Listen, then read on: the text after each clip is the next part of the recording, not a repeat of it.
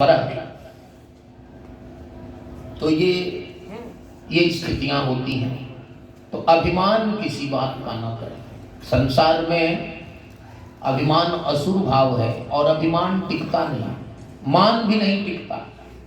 इसलिए हमारे यहाँ शास्त्रों में, पुराणों में कथाएं हैं बड़े बड़े विद्वानों की, महानों की और राजाओं की।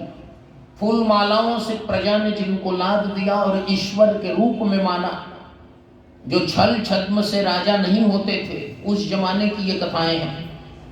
और उसके बाद भी वो क्या करते थे, स्वेच्छा से गद्दी का त्याग कर देते थे और वानप्रस्थ धर्म का आश्रयण करके जंगल में रहते थे।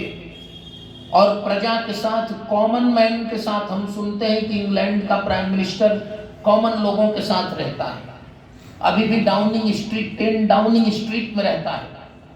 हम सुनते हैं कि अमेरिका के राष्ट्रपति पद से हट जाने के बाद सामान्य लोगों के साथ नौकरी करते हैं, घूमते हैं। लेकिन हमारे देश के राजा वो वनवासियों के बीच में रहते थे,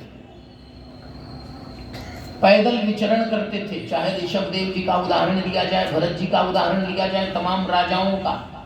और ध्रुव जी तो पहले ही वनवासी हो गए, बाद में फिर उनको शासन में आना पड़ा। क्या मतलब इसका?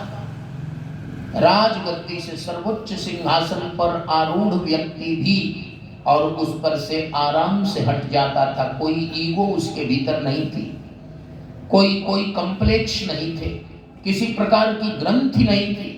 और नीचे आकर सामान्य लोगों के साथ सामान्य व्यवहार करता था और ऋषियों के बीच में सत्संग करता था।